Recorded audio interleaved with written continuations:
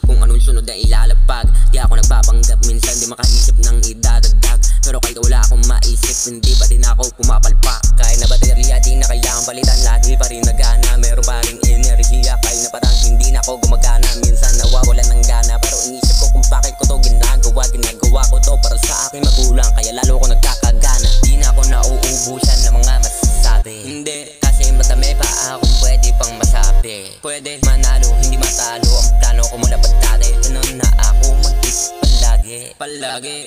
Pagdating sa eskwela, isa akong estudyante. Pero pagdating sa bahay, isang batang batiskate.